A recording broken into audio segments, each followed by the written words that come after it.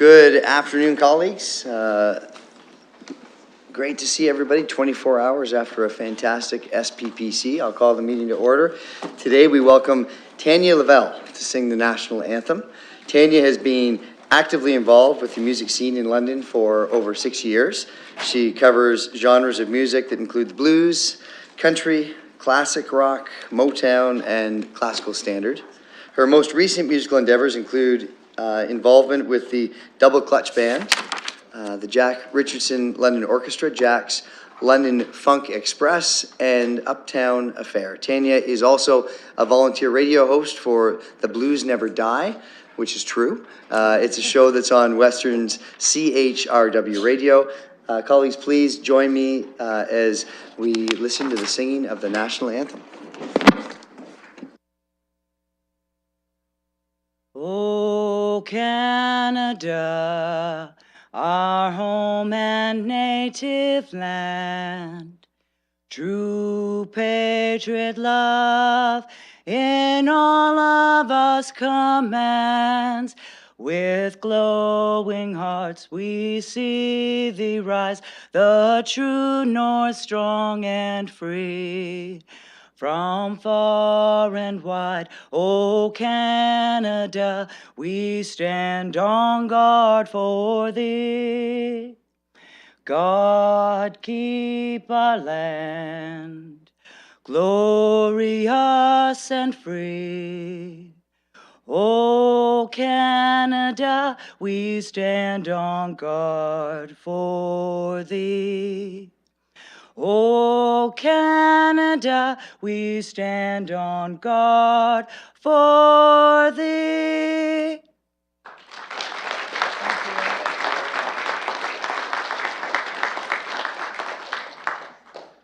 Thank you very much. Absolutely incredible. Colleagues, we have no recognitions this evening, and so we'll move right into the agenda, looking for any disclosures of pecuniary interest.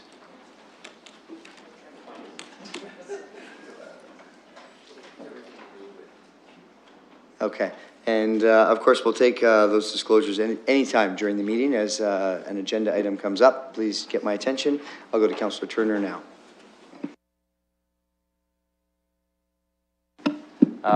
I'd like to disclose a pecuniary interest, I think, on item 2 of the 13th report of the Community and Protective Services with regards to business and license bylaw revisions, specifically to adult entertainment establishments, as my employer is responsible for some of the inspections associated with those establishments.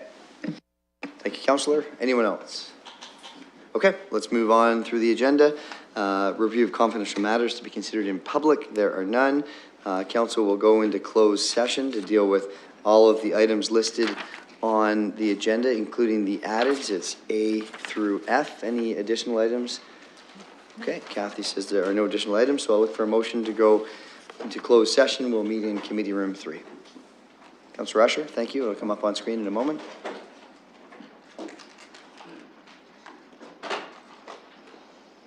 I'd also look for a seconder at this time. Councillor Hopkins, thank you. Let's open that vote. Let's call the question. And we're voting.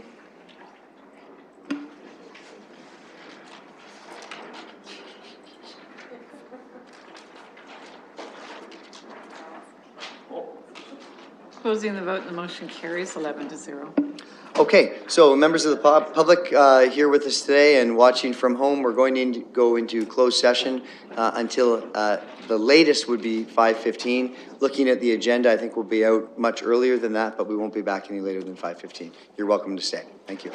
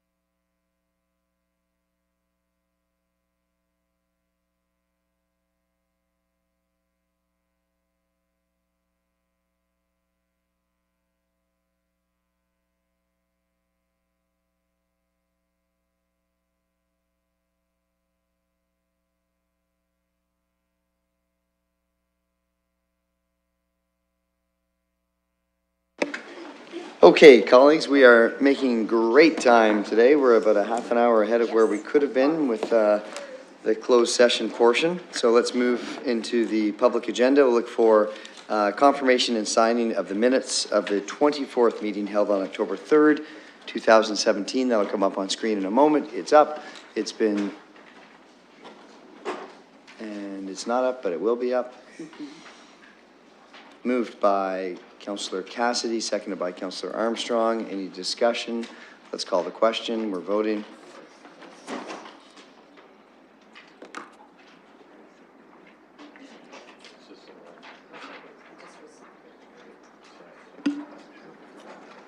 Closing the vote, and the motion carries 13-0. And communications and petitions, 1 through 4.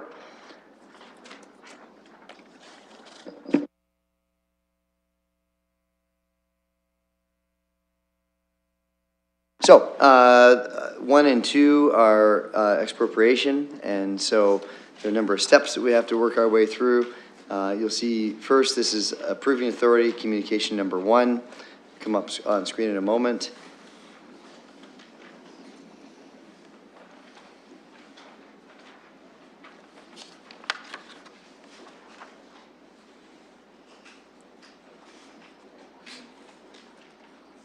We'll look for a mover. Councillor Cassidy, seconded by Deputy Mayor Hubert.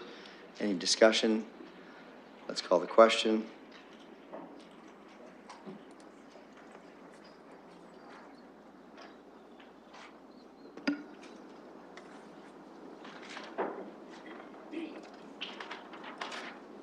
Councillor Cassidy and Councillor Turner. Closing the vote, and the motion carries 13-0. Okay, so let's look for the main motion to come up on screen, please.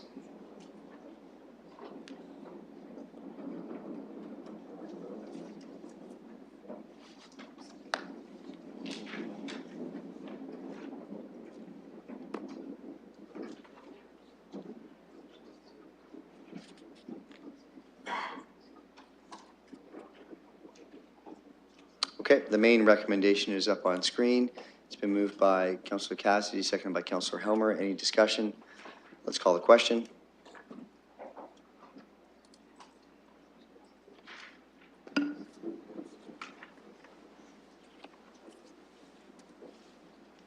Councillor Cassidy. Closing the motion, and it carries 13-0. Okay, and we've got the second recommendation to come forward. It'll be up on screen in a moment.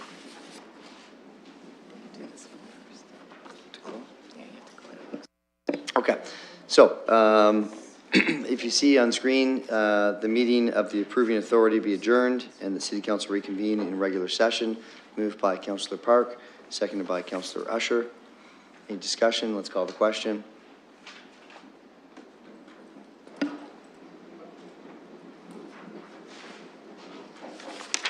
Closing the vote, and the motion carries 13-0. Okay, and now we'll deal with that as a council. It'll come up on screen in a moment.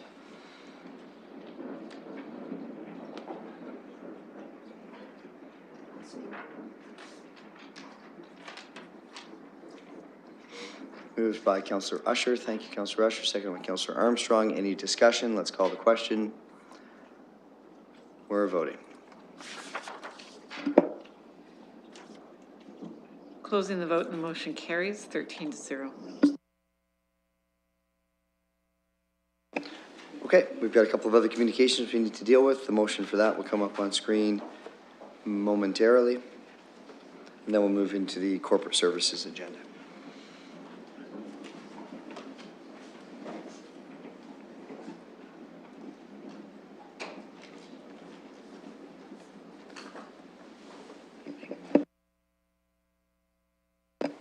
Councillor Usher, thank you. Seconded by Councillor Zafman. Any discussion? Let's call the question.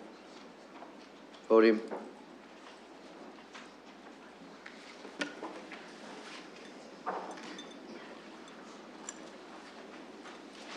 Closing the vote, and the motion carries 13-0. College motion of which notice is given. There are none, so let's move into reports. This is the 27th report of the CSC. Deputy Mayor Hubert. Thank you very much, Mr. Mayor. I'm looking to my colleagues to see if they want any of these items pulled. Seeing none, I will put the entire report on items 1 through 13. Okay, that'll be up on screen in a moment. Any speakers? Clause 1 through 13, Councillor Usher.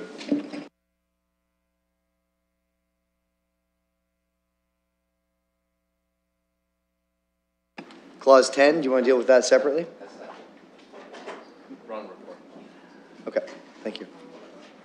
Okay, so it's up on screen, clause 1 through 13. Okay, so Councillor Usher would like to pull 10, so this will be clause 1 through 13 with the exception of 10.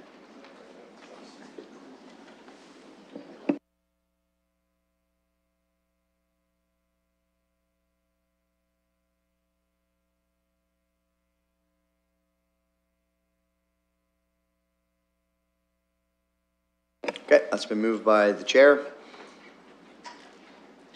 And we'll call the question. Voting. Closing the vote and the motion carries 13-0. Okay, And we'll put item number 10 on it. any speakers to 10? There are none. It's been moved. Go ahead, Councillor Usher. I have a question. I think that I need to just get some clarification on this through the clerk's office because I keep voting on some of these, against some of these requests. And the reason I'm voting against the request is because I know nothing about the organization. They don't give us enough information for us to be able to make this kind of a decision. It could be just one individual who wants to sell liquor somewhere. This person called me and they tried to explain a little bit more about their organization, but I think that, I believe that the clerk is working on a format to be able to get more information when they make these applications. Could you just elaborate on that a little bit? Through you, Mr. Mayor, yes, we are working on a policy to provide delegation status to the clerk's office to deal with these matters as they come forward. So we're moving forward with that. Should have it to you shortly. Sorry, I don't want to elaborate on this, I mean, prolong this too much, but are we going to ask them to, are we going to have a form so that they could provide a little bit more information when they make this request? This is my problem with this. Through you, Mr. Mayor, yes, we will have a form, a questionnaire for them to fill out. Okay, thank you, Councillor Usher. Let's call the question unless there are any additional speakers. Okay, we are voting.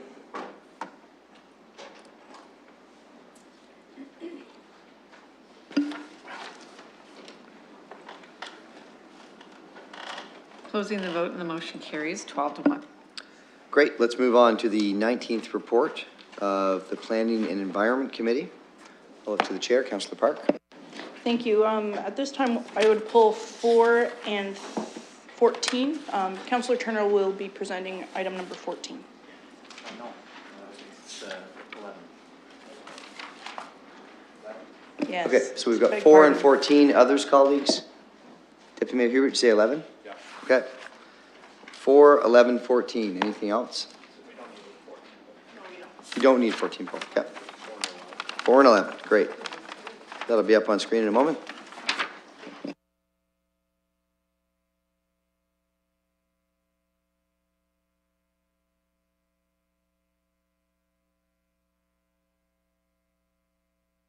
That's been moved by the committee chair, Councillor Park.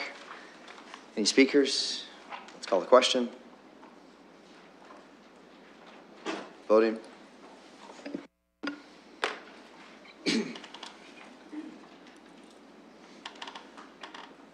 Closing the vote and the motion carries 13-0. Okay, and item number 4, we had a OMB appeal that has been dropped this past Friday, so I'd move an amendment to receive the report from staff at this time.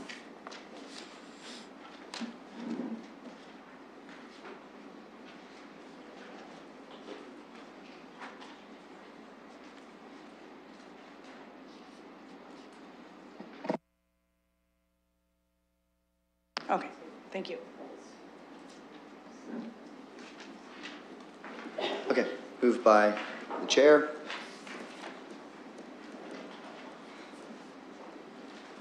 I'll have to move that again. It looks like the system's having a bit of a hiccup. Thank you. Just have to amend the main motion. That's Excellent. There it is. Seconded by Councillor Cassidy. Let's call the question. Voting.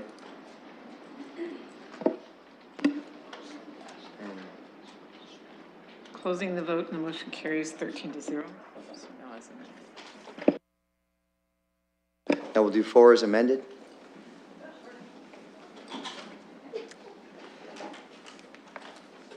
You knew that, I know. Moved by the chair, Councillor Park. Any discussion? This is 4 as amended. We're voting.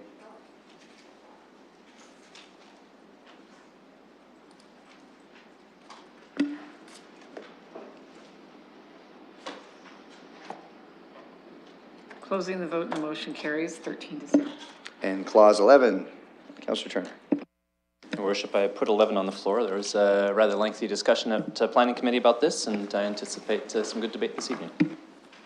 Okay, I've got one speaker at this point, Councillor Cassidy. Other speakers? Councillor Van Holst. Thank you, Your Worship. Okay, so this, the staff recommendation was refusal of this application, and that is what passed at committee by a vote of 3-2. So I didn't support the staff recommendation because I felt like we were applying the rules without necessarily looking closer and seeing what the rules are supposed to accomplish or what the goal is behind the rules. So absolutely, rules and policies are important, but we don't want to blindly follow rules and just become slaves to the rules and not really understand or remember the reasons for the rules in the first place. And the rules shouldn't be given primacy. The rules are the tools. So first, we, as policy setters, we set the strategic direction, and the policies and the rules are the tools that we use to take us there. So it's important to look at this particular rule against severing our agricultural land and understand what goals that these rules are attempting to accomplish. So the goal here is the continued protection of agricultural land and to ensure the long-term viability of the land, to make sure that these lands continue to be operated as agricultural land now and in the future. So the provincial policy statement says that we should, the agricultural areas should include lot sizes that are an appropriate size for the types of agricultural use that are common in the area.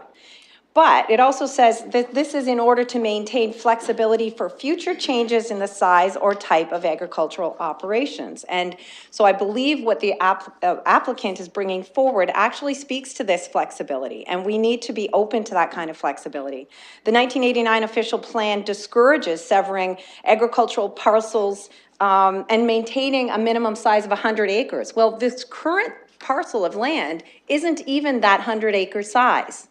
So it's already a smaller size than what our 1989 official plan says should be the optimal size for agricultural parcels of land.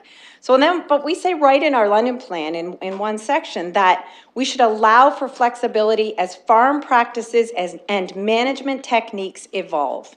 So I think the operation that is currently going on this part of this parcel of land is something that's innovative and speaks to these evolving techniques.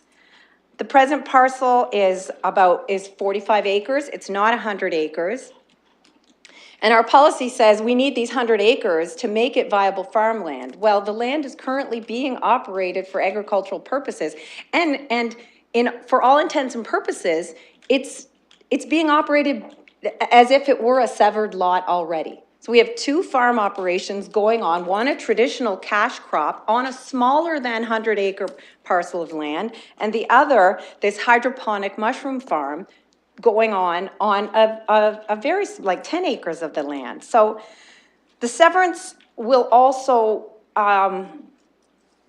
create this 35 acres. So it's 45 right now. The hydroponic mushroom applicant only wants 10 acres. So 35 are being operated as cash crop. They will continue to be operated that way. If we force this applicant to purchase the entire parcel of land, that means 35 acres that are currently being operated as a cash crop, in theory, will not be operated as a cash crop anymore. So now we have 35 acres that's currently being farmed, and in the future, might possibly not be farmed. That the applicant has said that he's not interested in having a tenant farmer operate on part of his land. So, two things. If he's forced to maintain this as one lot, much of that parcel would not be farmed, and previously, before the hydroponic operation was approved and put into place, that portion wasn't farmed. It was used for residential and for storage. So I would say that this operation is even better than traditional farming. It's a very small parcel of land when you consider what a traditional parcel is considered. And he has very high yields on that small parcel of land. It speaks to what we talk about all the time about efficient land use.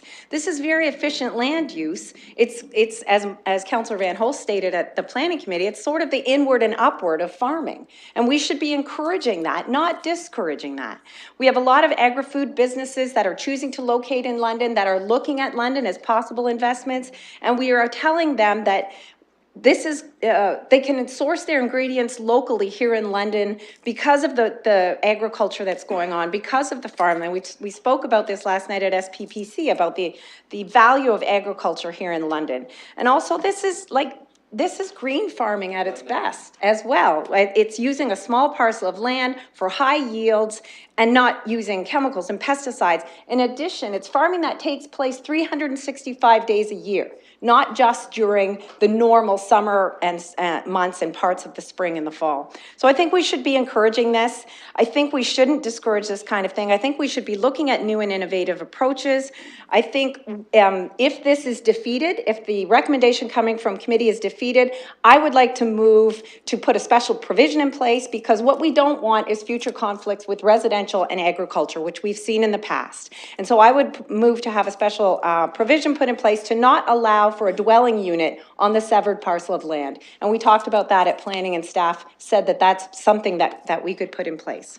So I think we need flexibility, and I think we need to encourage this kind of innovation, and I'm encouraging council Councillor. to vote against the recommendation from Planning Committee. Okay, thank you. Councillor Van Holst. Thank you, Your Worship. Two mushrooms walk down the street when one says to the other, "I don't know why she won't go out with me. I'm a fun guy." So I wanted to bring the fun guy to council, and here he is. This is a maitake mushroom. These are the ones that are produced on at the property now. They're almost like the caviar mushrooms because they're very difficult to grow. Interesting story. The owner, Mr. Yoshinobu Odiara, was very poor when he was young, and his parents just said, "Go find something to eat." And what he found in the woods was this. And then decades later, he owned an 800,000 square foot manufacturing facility, which he sold for $180 million.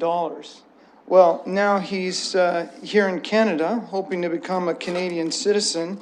He's set up a pilot plant to make sure that these can be produced in this climate. And that pilot plant is now producing mushrooms like this one for Boston and New York and Ontario as well. And what he wants to do is expand this. Presently, he employs 10 people full-time and 3 people part-time. He wants to produce more of these, as well as diversify into some other hydroponic crops that he's produced before, and especially get into biotech, because the oils from these mushrooms can be used for the treatment of cancer, which is something that claimed his wife. So this is definitely something that we want to move forward with and encourage. As Councillor Cassidy was saying, this is kind of the new wave of agriculture, where it's intense farming of niche products on small properties. And we don't have a lot of agricultural land in London, so if we want to see lots of production here, we'll have to go to this kind of thing. So we're looking at our dilemma is that we're not supposed to sever agriculture lots to a size smaller than 40 acres. What's happening in this case is it's going to be 35 acres. Now, we should have a little tolerance for this kind of thing because we're the decision-making body. We're the councillors. We have discretion. Staff is obliged to follow policies. That's their role. Our role is to figure out when to bend the policies, when to balance the priorities. And here we've got a definite situation where we should move forward because we've got a piece of land that's already got a $5 million investment on it. It's already proven, and so we can be sure that this is going to be viable. And we want to encourage other technologies like this here in London. This is going to be what makes us competitive. You know, when you're using a computer, there's lots of default settings, but there's often a button that says advanced settings, and this is for advanced users to get you the results that you really need in special circumstances. And that's what council should be. We need to be advanced users. That's what we are elected for, to decide how to tweak things in face of all these conflicting priorities that get us products like this that will be supplying the eastern part of North America. Right? When we realize that this is an export business, it's creating things here in London, employing people, and then bringing money in. This is absolutely what we want, and absolutely the direction we want to go in agriculture to be ahead of the game. So I hope that we'll, as Councillor Cassidy suggested, defeat this, and then we can make a tweak that will satisfy some of the problems some people might suggest about straying from a policy, which I personally don't have a problem, but I recognize other people do. So those are my comments. Thank you. Thank you, Councillor. Councillor Park and Usher. Thank you, Mr. Mayor, and through you, I think this is one of the most difficult decisions I've had to make going forward on this one, just because I can definitely see both sides of the argument, withholding the provincial policy statement, the policies that we have within the London plan, and also the innovation side on the other side of this. And when you go back to the criteria that has to be met under the provisions in the London plan, that both the severed lots, retained parcels are sufficient size of the predominant type of agricultural uses common in the area. Well, obviously this is not common by any stretch of the imagination. This is brand new to London. With all that, I think one of the arguments that completely lost me at planning committee was the financial aspect of it, that the individual needed to have ownership over a parcel of land, and in particular hearing some of the comments from Councillor Van Holst earlier about the individual's financial situation. Those kind of arguments are just lost on me, that that's the only reason that this individual wants to move forward. I think that this use is a good use of this property, but in terms of the severance piece, I'm just going to have to wait for the rest of the debate here to be really convinced that to maintain my vote on the committee at that point in time. In speaking with some folks in the agricultural industry, they see this use, the individuals I talked to anyway, see this type of farming as the way of the future here. But what we as a council should probably do is at a later point zoom out and figure out how we're going to deal with these coming forward. If greenhouses and those sorts of things are going to come here and the severance piece is one of those crux issues, we're going to have to figure out how we're going to have to deal with that going forward. Thank you. Councillor Usher and then Zafman. Thank you, Mr. Chair. Mr. Chair, I've always respected the decisions of our planning department, and I certainly do respect it here also. However, I do think that there are times when innovation speaks for itself. And every now and then, something will come forward that we never experienced before, and we've got to do some little tweaking and so on. And this is one of those areas. I was not at the planning committee meeting, but I certainly read the communication number 4 from the applicant. And from what he's saying, it sounds to me as though this is an ideal location for an innovative, I'll call it, farm. It's only 10 acres, and he's got a manufacturing plant on it now, and he's going to build another one in the future. This is a good investment for our community. And like Councillor Park said, I believe that there will be more of this type of thing coming up in the future. Maybe not tomorrow, maybe not next year, but in the future, we're going to have to be able to be a little bit flexible. I've always felt that the decisions that we made with respect to the London plan is there to stay, at least during a period of time. And this is one of those that I think is very important. However, this is also one of those opportunities, if you read that communication number 4, to me it's very persuasive, it's very inspiring, and I believe that this is one of those times when we should make this change and see what happens. It may be that it will set a precedent, or it may not set a precedent in the future. But I'm going to vote against the recommendation here and see what happens, whether we could grant this person the 10 acres or not. Thank you. Councillor Zafin. Thank you, Mr. Mayor. And I got a chance to play back the planning meeting and follow along, and obviously reading the report as well. And, you know, I think I can understand why our staff didn't want us to go ahead with this, because it really challenges a lot of our policies that exist, not only ours, but provincial as well, because clearly this is something that we really haven't been forced to deal with yet.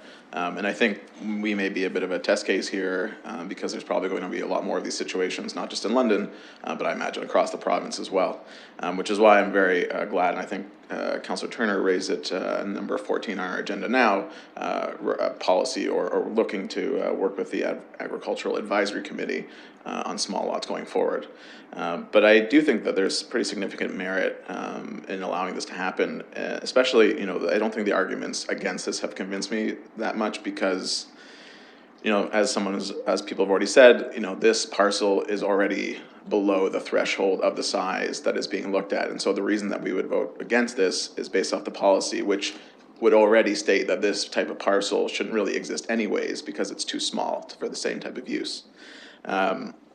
My biggest concern, and I think this was also echoed at the meetings, but specifically regarding this property potentially being sold off at some point in the future and utilized to put a new residential lot on there, and it's simply being used for someone's residence versus actual agricultural use.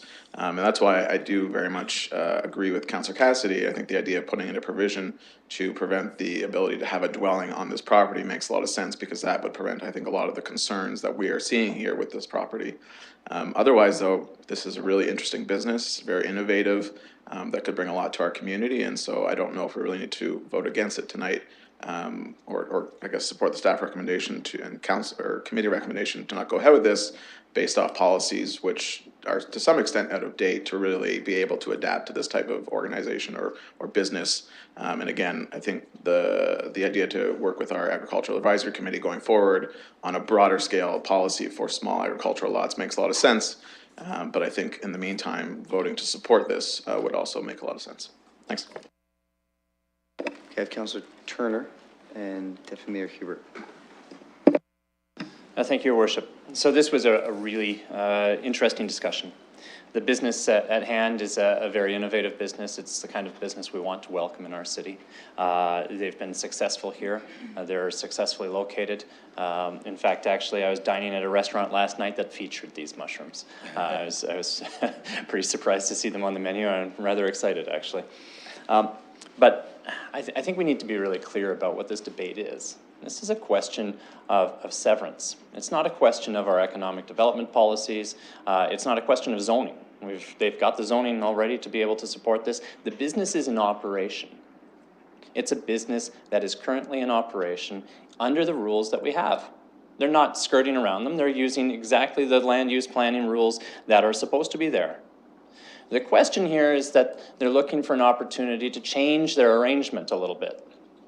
Right now, they lease the land that they operate on, and now they want to purchase the land that they operate on in order to have some capital in order as leverage for their expansion.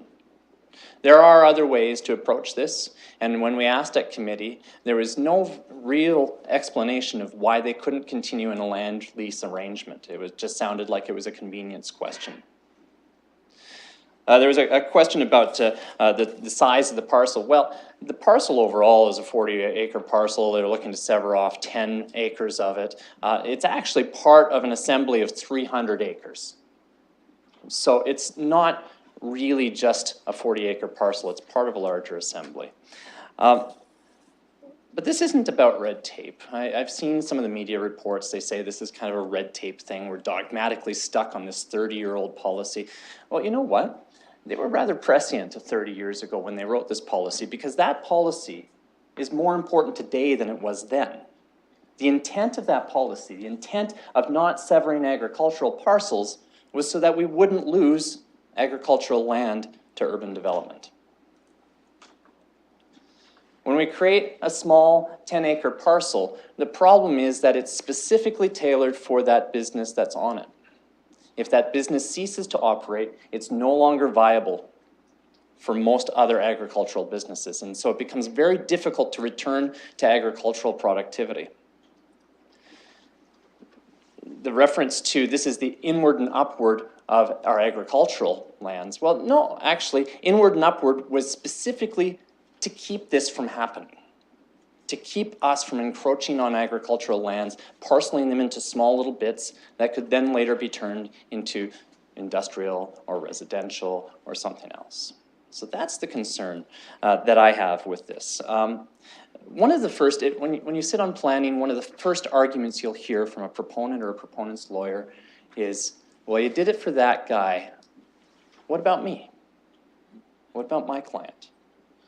So this isn't just on an exception basis. This creates a slippery slope of policy. And I know that sounds kind of a bit of rhetoric, but it happens. It happens every time at planning committee.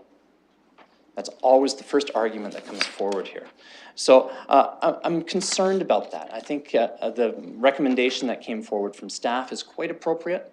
I think the fact that the committee endorsed that is quite appropriate as well.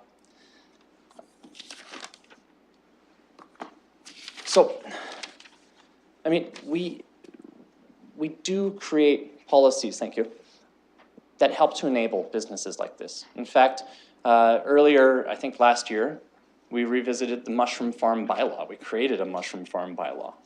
That didn't really exist anymore. It started to take a look at separation distances and where we could place them, what was the appropriate zoning for them, how did we handle that on agricultural parcels. These are unique opportunities. They're great.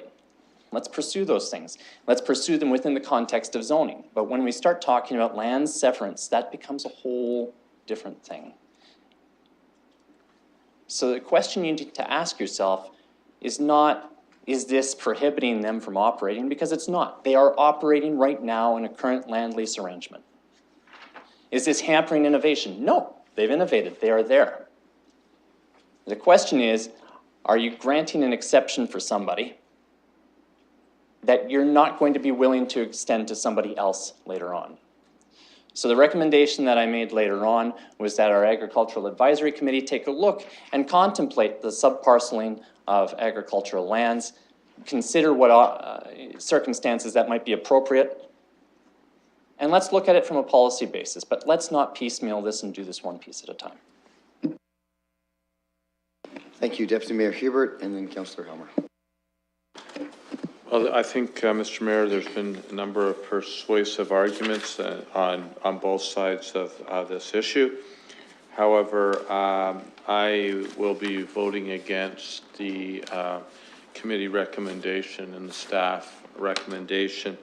I think we are dealing in times of change in agriculture.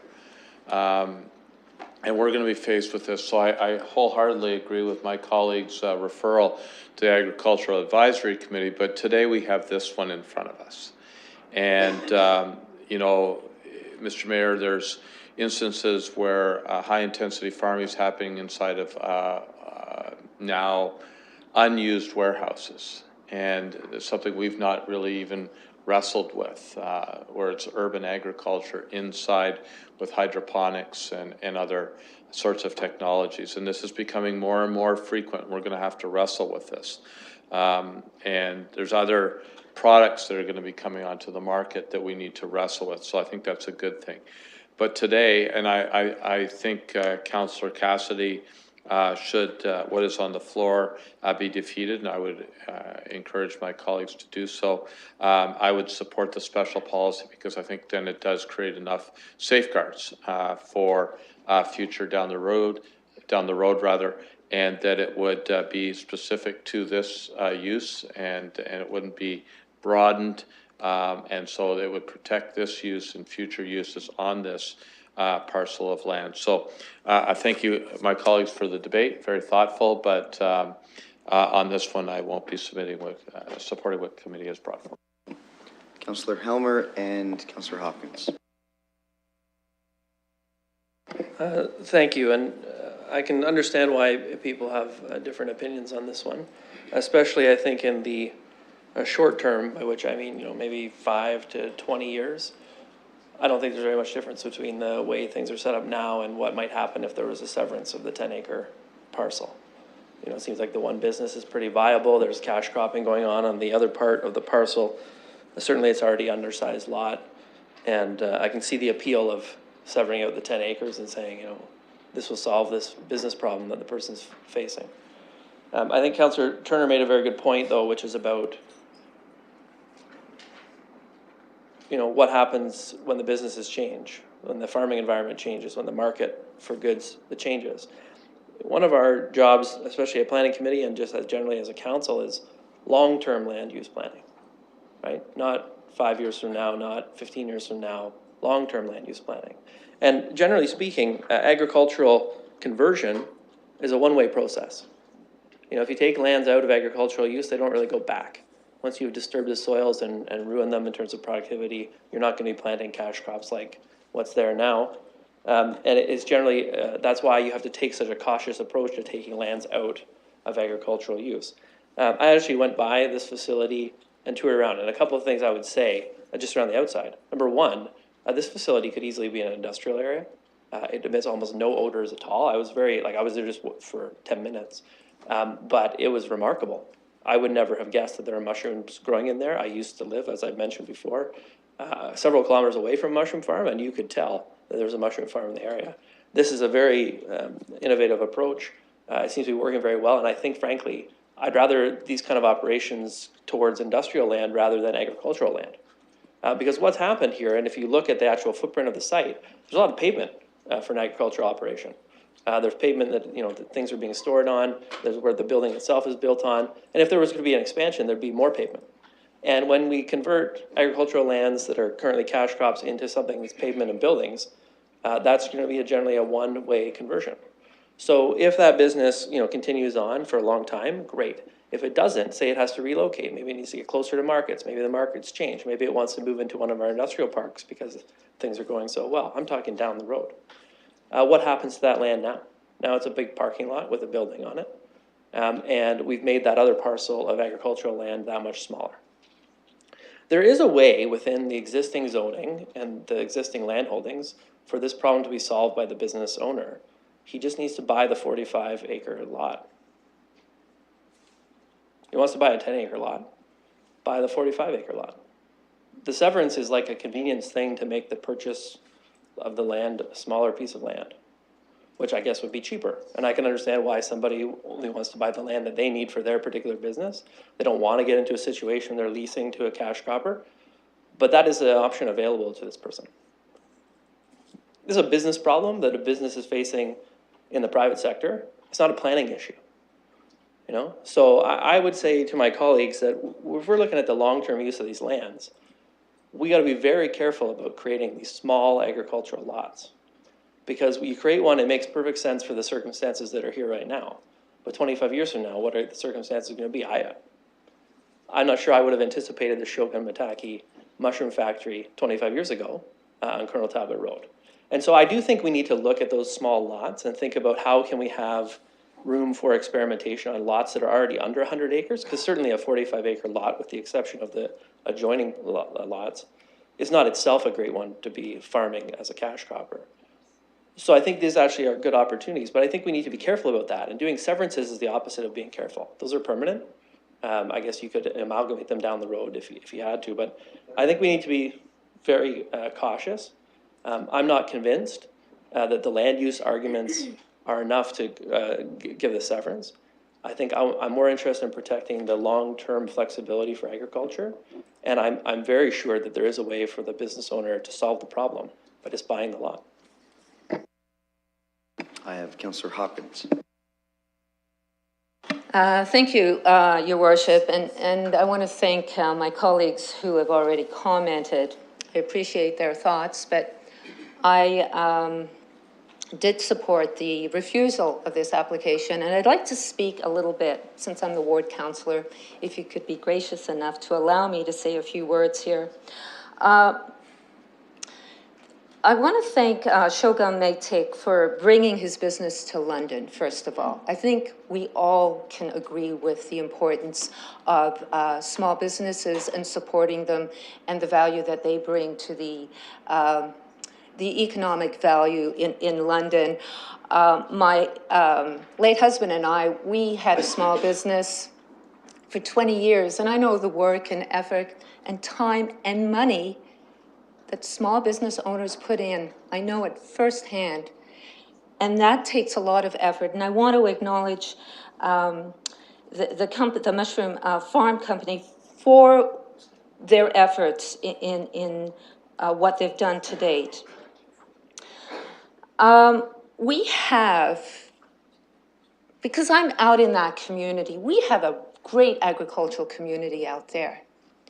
And you know, it's great to have this conversation and acknowledge the value of our agricultural community. I also think that council needs to be aware that we have already recognized this. We've already changed our zoning bylaws to allow for the mushroom farm. We approved a special zoning for this small building to happen in the setbacks. That is happening right now.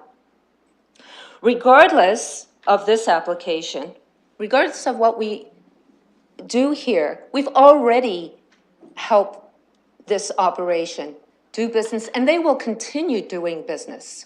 This is about a severance and how we are going and how we value and what we do with our lots. This is, to me, what I think is very, very important. It's this long-term, how we're setting things up. I heard a number of comments here about applying rules and policies, that we don't have to blindly follow them. Well, guess what? We're not blindly following them. We are protecting our agricultural land. Size does matter. Small lots does not give us the flexibility. What will happen with these lots if they are sold off in the future? Who knows what will happen there? But we are becoming vulnerable. I also wanted to refer to agricultural land building inward and upward, small lots. I'm not sure how that is building inward and upward. Policies out of date. Provincial Policy Statement 2014. The London Plan 2016. The sections that we are applying that refer to this have been updated. If we need to change our policies, I think we should look at that, refer it back. I that's why I supported Councillor Turner's item number 14, that we refer it back to the agriculture community, maybe get insight to changing our policies, but I think we are not the experts here. We need to be given some guidance. Our policies do not allow for parcels of land. Our policies do, though, allow for our lots to be merged. I understand that the lot to the north in question is owned by the owner of the lot in question. There's a possibility to bring these two parcels together and then sever the land for the mushroom farm. That is an opportunity there. I'd encourage the applicant to do that. I have concerns that the lack of planning homework that is gone does not constitute us to change our policies. I think that's really, really important, that we really have to understand why this severance is being asked and why we're changing our policies. It's that simple to me. Do you want an extension, Councillor? Yes, please. Okay, moved by Councillor Park, second by Councillor Usher. All those in favour? Opposed, if any? Motion carries. As the ward councillor, I've heard from owners in the past, before this application came forward, I want to sever my lot, my agricultural lot. I said, we can't do that, it's against our policies. So be careful when we do this tonight. If we are going to go against our policies here, I guarantee you that we're going to have requests coming forward, and then what are we going to do? We need to put our policies in place. As a ward councillor, I've had these conversations in the past. We're creating a precedent that I know will encourage other owners to seek these severances, so be careful. If we start making exceptions to our rules, we're setting a dangerous precedent. I do not like making policies on the fly here. I feel like that's what we're doing, and I don't want to have confidence in us to do that. So I'm not sure where this is going. I've got a concern.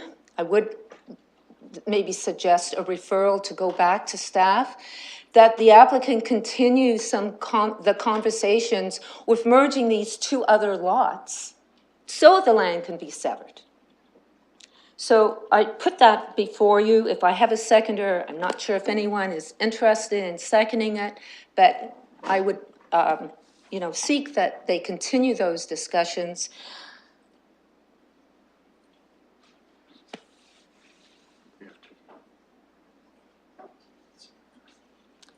Okay, that's a referral, motion to refer. I'll look for a seconder. Seconded by Councillor Armstrong. Okay, so there's been a motion to refer. Councillor Turner?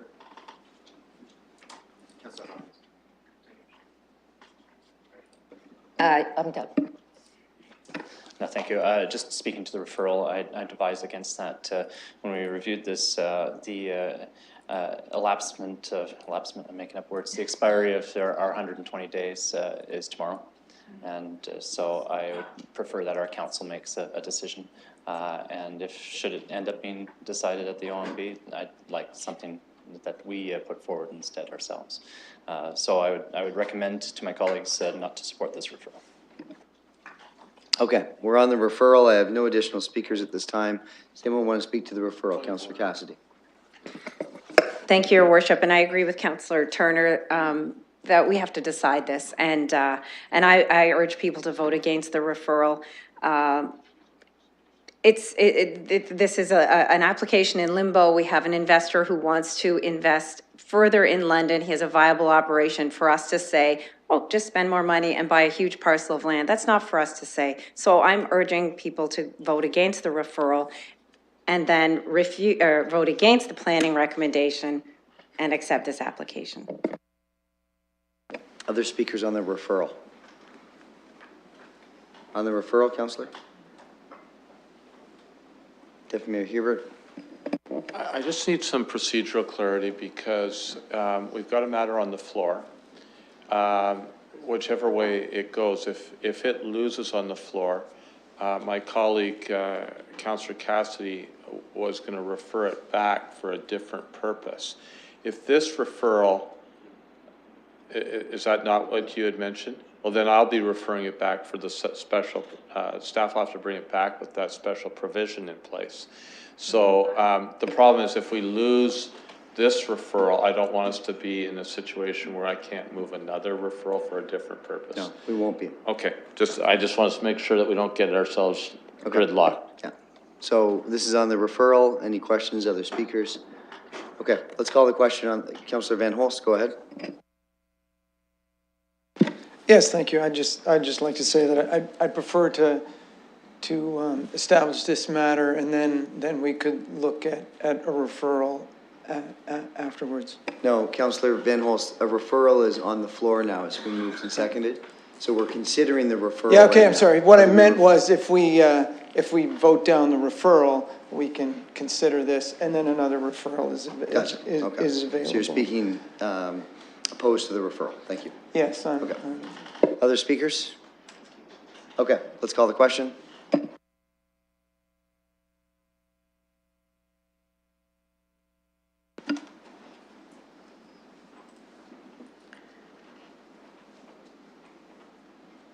Closing the vote and the motion is lost, 2-12. Okay, so we're back looking at the main motion. It's the staff recommendation. Any other speakers on this matter? I see no additional speakers on this. It's been moved by Councillor Turner. This is the staff recommendation we're dealing with. I will call the question.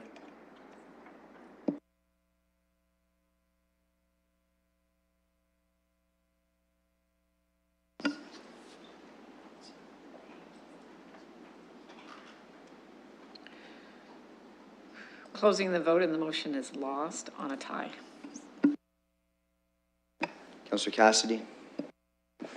Thank you, Your Worship. I just sent an email to the clerks with some possible wording. I would like to move that we approve the application rather than refuse it, and with a special provision included that would restrict the severed parcel of land from having a dwelling unit on it. So that would be my special provision. And if Mr. Fleming wants to comment on that, at planning committee, committee was told that that special provision was something we could put in place.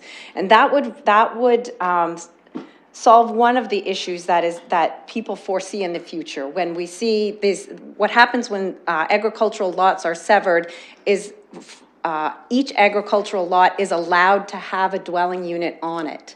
And so that, in theory, can cause this urban encroachment or residential encroachment into agricultural land.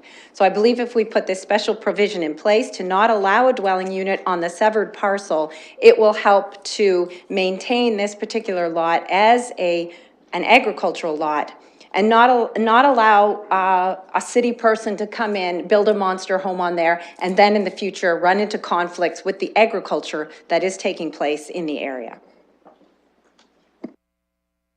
Okay, Mr. Fleming, you were asked to comment on this special provision. Share with us what you shared at planning. Your Worship, a special provision to not allow for a residential unit on a parcel is something that's done from time to time, so no concern. Just talking to the city clerk about notice, and I think the wording of what she's going to have before you deals with some of those notice issues, given that it wasn't specifically applied for. However, it was discussed in public session, and certainly the clerk could speak further to the notice issue. Mr. Cart, did you want to speak to this? The clerk tells me you do. So you've been, I think, voluntold. Well, Your Worship, I've been asked to look at the resolution, which I have done. The statements at the bottom, I won't comment on the planning aspects of it, but there are 4 bullet points at the bottom of the first page that, as I have it, that talk about consistency with provincial policy. And, you know, based on the public record, that is something that is difficult to support. And my respectful advice is that it would be better to refer the matter back. I know there's been a motion that was lost, but you know, taking this position now puts staff in a position of being unable to lead evidence that defends this. It would be better, in my respectful opinion, to have this advice from an independent party and to consider that before approving the resolution. I understand that Councillor Turner has said about the timing, 120 days being just around the corner. However, in my experience, applicants who see progress being made by the municipality are unlikely to invoke the appeal right during the time that the council has the matter under active consideration. So in order to propose this in an orderly fashion, there are two possibilities. One is to go with this and then to seek advice from an independent planner that would be in a position to support it, or send it back to staff with directions as to how this might be done before returning the matter to the council for its consideration. And I respectfully support the latter, because I think in the event that you bring this matter forward to the Ontario Municipal Board, you're in a very difficult position unless you've had expert opinion evidence that supports the resolution you adopt. And I've listened very carefully to the comments that have been made. As a person who has at times contended for innovation and flexibility, I respect all of the comments that I've heard in this regard. However, the provincial policy is not a flexible document. It is one that limits the jurisdiction of the council. The council decision must be consistent with provincial policy, or basically it is ultra vires. And for that reason, we need to exercise caution if we're doing something where the professional opinion has been that something is not consistent with provincial policy. So, Councillor Cassidy, you have the floor.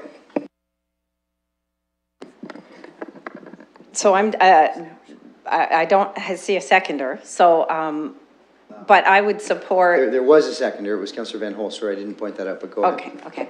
I support the direction that we've been advised by our city solicitor. I agree with the city solicitor that the applicant knows that this is actively being considered by council and by staff, and I don't believe that there would be an appeal on this, especially considering Mr. Card's remarks about the provincial policy statement. So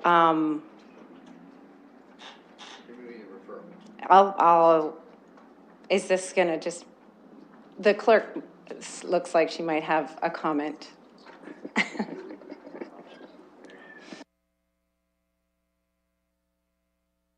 So I think to be helpful, the clerk is working on language for the referral. Mr. Card, you outlined two options. You recommended, I believe, the latter option. Could you repeat that? The clerk wasn't at her desk when you were speaking, and I think this would be helpful to craft that motion that Councillor Cassidy is trying to move. The recommendation was that the matter be sent back to staff with directions, and the directions would be to examine the options that are available under provincial policy and possibly to engage outside planning advice for an independent look at the situation. Those are the two components. Okay, so that's the motion. Councillor Van Holst, are you seconding that? Okay, it's been seconded. I'll start a speakers list. Go ahead, Councillor Hopkins.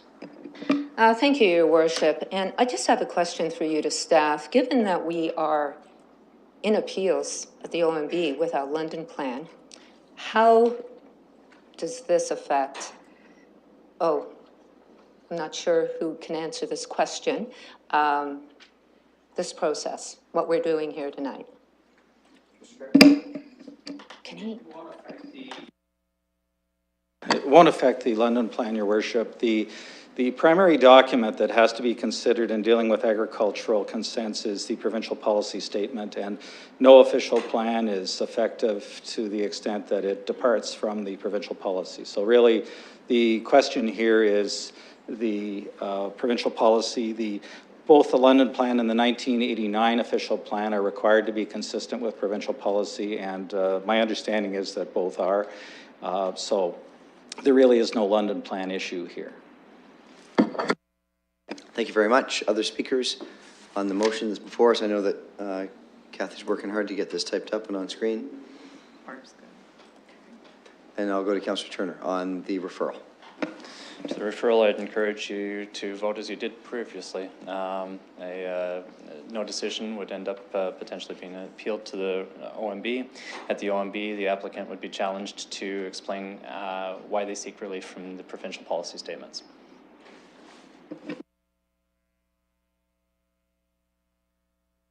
Okay, it's up. It's been moved by Councillor Cassidy. You can have that seconded, Councillor Van Holst. Other speakers? Okay, let's call the question.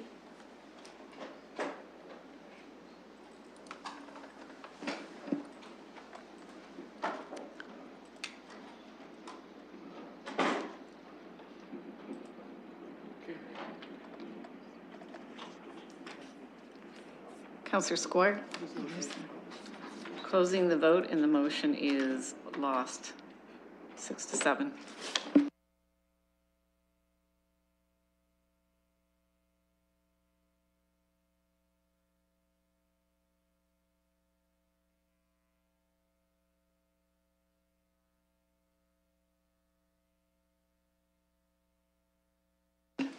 I mean, this is open for further direction, referral for additional reasons.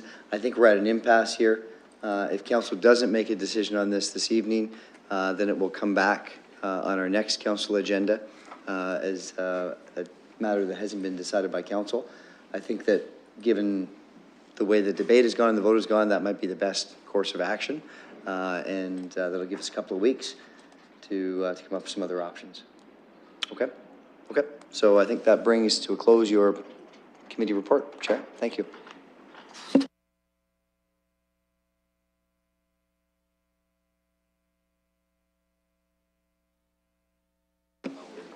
Colleagues, let's move then to, I believe it's the 14th report of the CAPS Committee. Chair Salih. Yep, I'll put everything on the floor, but I'm... Okay, we're pulling some items, is that right? 6? 13 and 14? I'm sorry, hang on. I might have missed a report here. Well, we've got the 13th report, sorry, of CAPS, and so that's 1 and 2.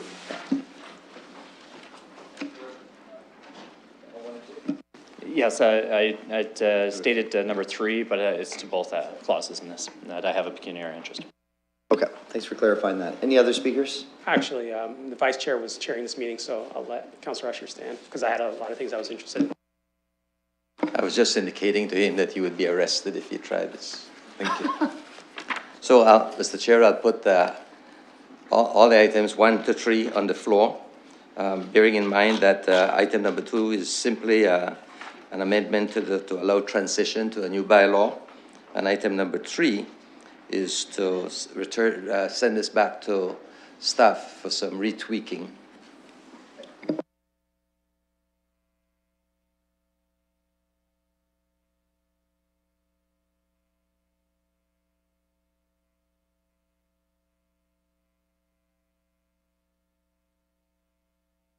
Okay, so we can deal with this in its totality, and it's going to be moved by Councillor Usher. Any other speakers? Councillor Helmer. Thank you, and it looks like my colleagues are going to support the referral and also the second part, which is about having our staff figure out a better way to engage folks who work in the industry.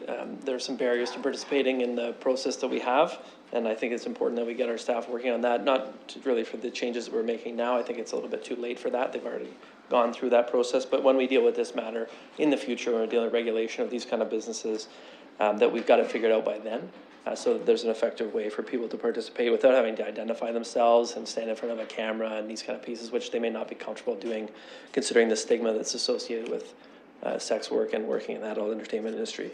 I also wanted to say to my colleagues, and it's something I was reflecting on after this meeting, which has been one of several meetings we've had on this topic. I know it's not going to be the last one. Also, that our language really matters. And, I saw some of the reactions from people who are in the gallery, and this happened in previous meetings too. When we're talking to each other, members of the public are talking to each other about an issue, when we're discussing it on the floor of council, how we frame the issue, how we talk about it, it really does matter to the people who are in the gallery and people who are watching and listening in the community. And I just wanted to encourage us all to approach it with that kind of frame of mind and to recognize that this is not an area that's treated like any other business. It is an area where people are very sensitive to being targeted and stigmatized.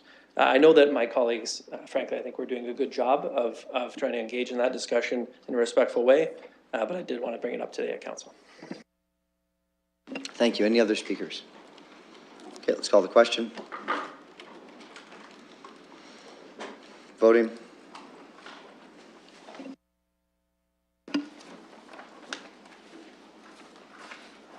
Councillor Van Holst. Closing the vote, and the motion carries, 13 with 1 recused. Thank you, Councillor Usher. Over to you, Councillor Salih. This is for the 14th report of CAPS. Councillor Squire, did you want 17 pulled, you said? I just want to speak to it. Speak to it? Okay. Anything pulled? 6. Should it be explained to the public, because they were here for this item, what just happened?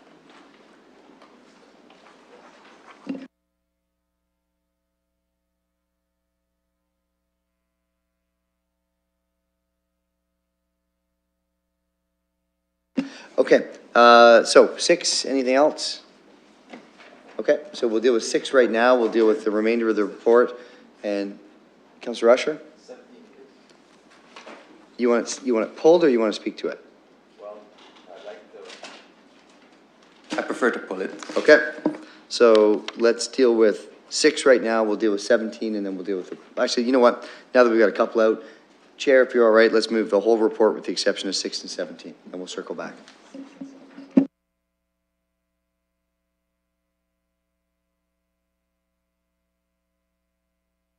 Okay, Councillor Cassidy with a comment on Clause 7.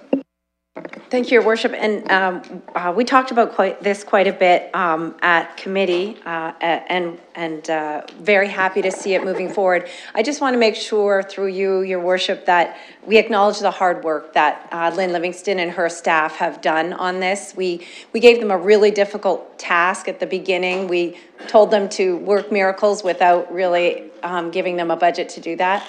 And staff have come back with a really good program, I believe. And so I'm looking forward to it starting in January. And I want to thank staff through you, Your Worship, for all of their hard work. Thanks. Thank you for those comments.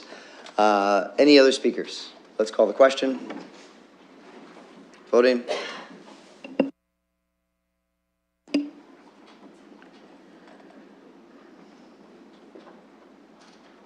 Closing the vote and the motion carries 12-0. I believe the chair is moving Clause 6 now. I have Councillor Armstrong to speak to this. Well, thank you, Worship, but I just want to rise, as I did at the committee, and recognize, first of all, our staff that have worked on this project. Some of them, I think, have been involved in it for 10 to 12 years from its very inception. The East London Community Centre, when fully built, will certainly bring a sense of community pride to Argyle and our community. And so I appreciate and I offer my thanks from the community to our staff for the hours and hours of work, and especially there was a lot of community consultation that went on. Our staff was out in the evenings, and lots of them. Everyone always had an opportunity to speak with a staff member directly and get their questions answered. It was a good process. It took a long time. This is the last step today, but I just want to thank also the previous council and this council for supporting this. It does and will mean a lot to our community to have such a facility. And it was obviously well overdue. Thank you, Your Worship. Other speakers? Okay, let's call the question on 6. Voting.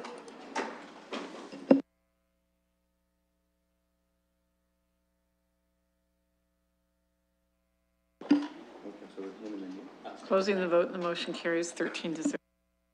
Okay, so on 17, I have Councillor Usher, I have Councillor Squire, Councillor Hopkins.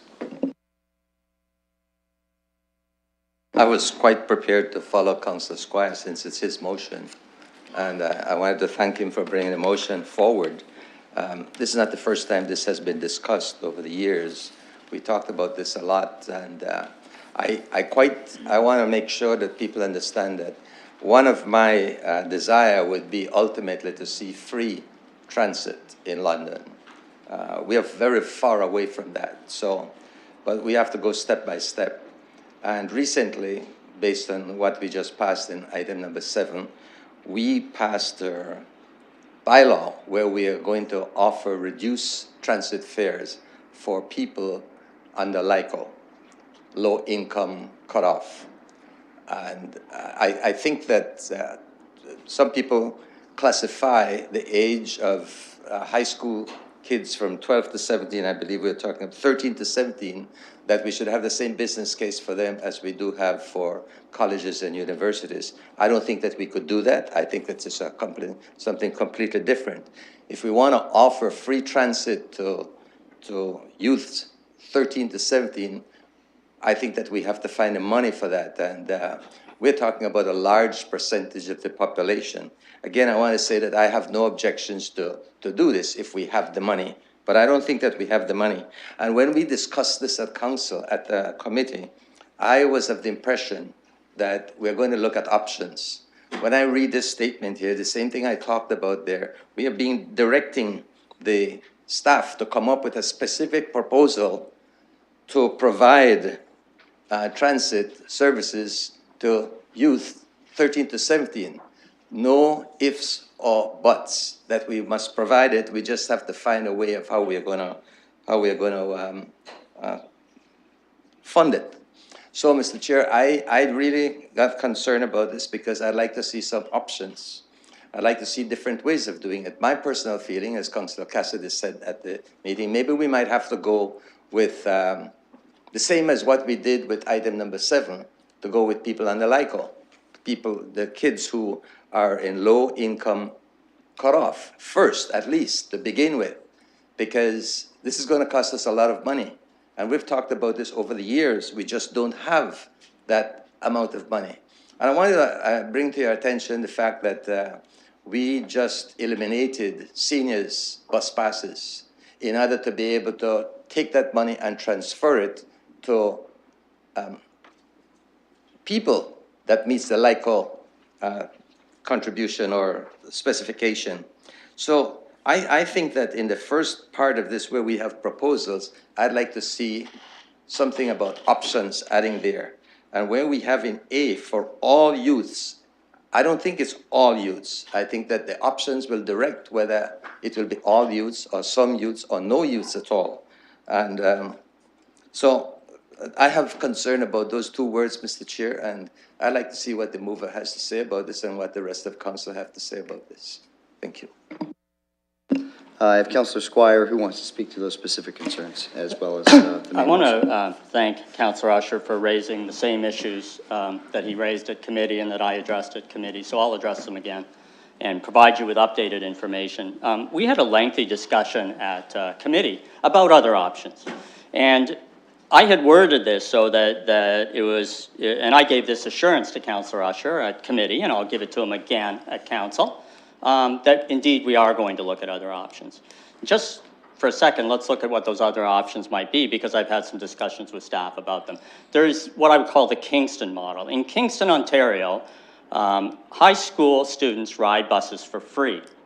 The way that they do that is that although they're a city that's about a third of our population, so it's easier for them to do it, they have a contribution from each of the school boards to the program.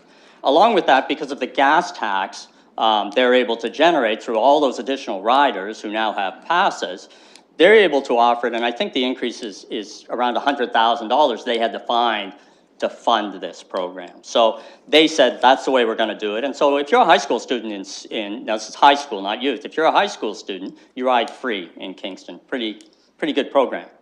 The other option that was put out there was the one that Councillor Cassidy mentioned, which was if we can't afford to do it for all youth in that age group, we'll do it for ones who fit the LICO definition. The challenge for there is how do you do that? Most students are going to be within the LICO threshold, so do you do it by their family income? So there's some challenges there, but that's another option we can look at. Another option is the one that I presented, which is to do a $52 bus pass, the same as the one that goes for the low income. And finally, Councillor Helmer came up with the suggestion that indeed we do look at it in a similar fashion to the University and Fanshawe program, that the city actually bulk buy bus passes and provide those to those people, and so that it is a similar program. Now, we're going to look at all those options. They're going to be costed out, and it'll be up to this council to decide whether we can do any of those options, one of those options, a combination of those options, exactly what's going to happen. So I don't want to debate now whether we can afford it, whether we can do it. What I'm saying is, right now we have a segment of our population, 13 to 17 years old, who pay almost $1,000 a year for a bus pass. So if a kid wants to go to Beale, he wants to go to Oak Ridge, and busing is not provided for him, his family, or him, they have to find $81 a month for a bus pass. If you are a child under 12, you ride for free. If you are over 18 or over and meet the LICO definition, it's $52 a month. To me, it's incumbent on us to take a look at that, to at least take a look at it and see if we can ease that burden within the framework of what we're doing. And I think this council should do that, and I appreciated the support that I got from committee. I'm not a naysayer, and I don't want to say yay or nay today, nor do we need to. The last point I want to make is this idea did not originate with us. This idea originated with a member of the London Youth Advisory Council. He came to London Transit and proposed a variation on this that wouldn't work. And I said to him at the time, I said, Moise, I'm going to stick with you on this. We will at least get it to the floor of council and we'll get a vote on it. I'm hopeful that's the way we're going today. I think it's incumbent on us to at least have a look at it, and I prefer to move it forward. To address Councillor Usher's comments, I've assured him once at committee, again here, that those options will be looked at. And in fact, staff is looking at those options, and if you don't believe me, then we can ask staff to do it. But I promise you that we will look at all the options. Okay, extensive speakers list here. Councillor Hopkins, Park, Morgan, Turner, anyone else? I want to ask a question.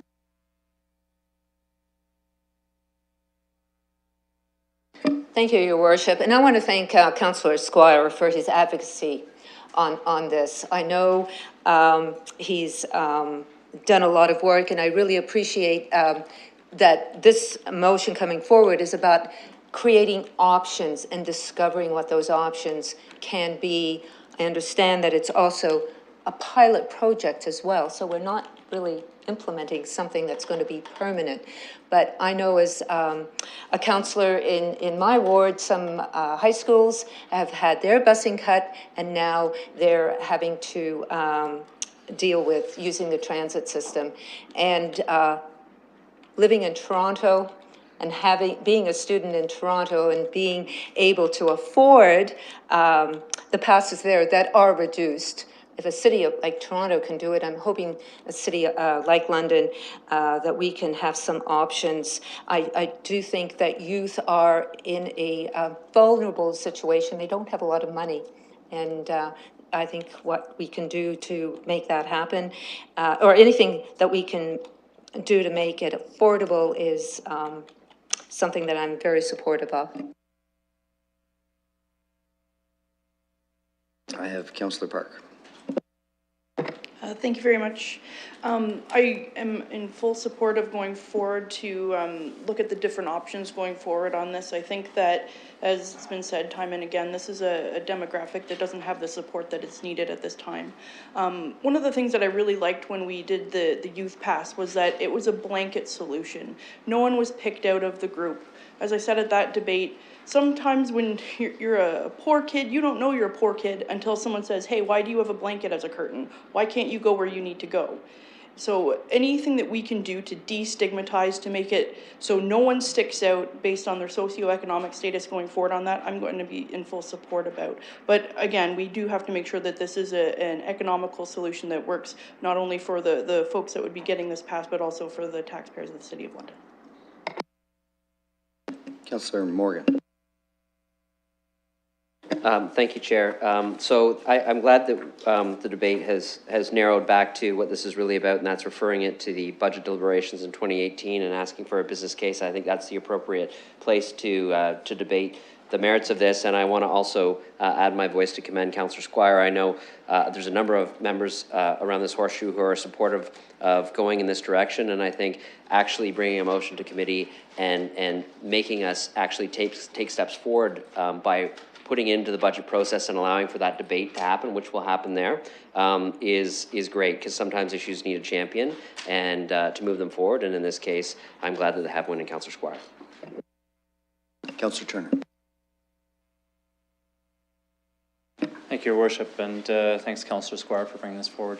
I think it's all part of a grander policy movement that we've seen from this council from the beginning to make transit accessible to as many people as possible through every means that we can.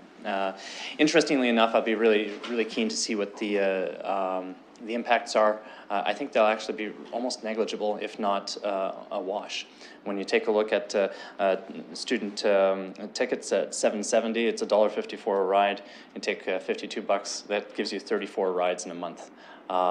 So you have to be using the pass more than 34 times in order to start costing the general system something at $1.54 per ride past that, and a very small, basically a 3-year cohort, 4-year cohort from 13 to 17-year-olds. I can't see this being a significant financial impact. It makes quite a lot of sense to have a fair range for a pass for the student age group. Other speakers? Okay, with that, let's call the question.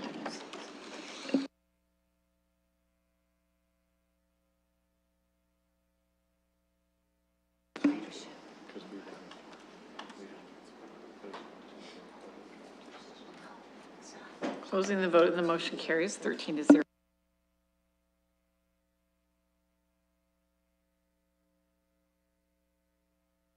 Thanks, Councillor Salee. Let's move on forward here. We will look at the added reports, and I think I'm going to go to Councillor Morgan. Do you want to do the report? I think you had a change that you wanted to introduce. Okay, so this is the SPPC from last night. Yes, so I would be happy to present the report. I know that I want to discuss something in number 2, so perhaps we could deal with that separately. I don't know if anybody else has any other matters that they wanted to deal with separately. And for colleagues, recall, this is the establishment of an Indigenous working group, our committee appointments, and support for an international plowing match.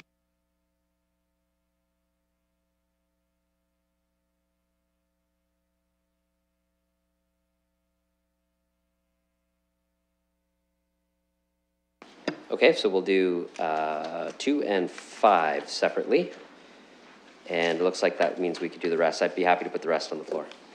Okay, so the report with the exception of 2 and 5.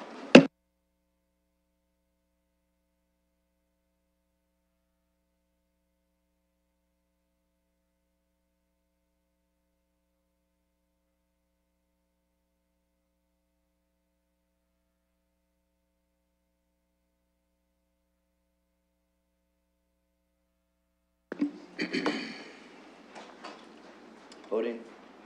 Oh, any speakers? Okay, we're voting.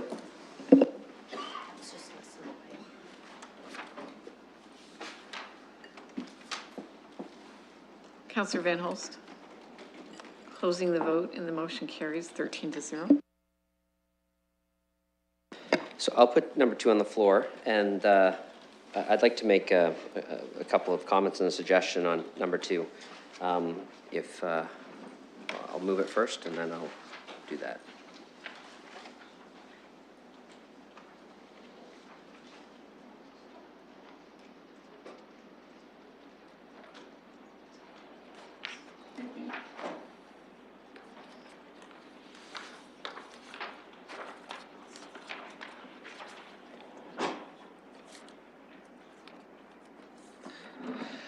So on number 2, if colleagues recall, we had a debate about this when we set forward the direction to establish an Indigenous Relations Working Group.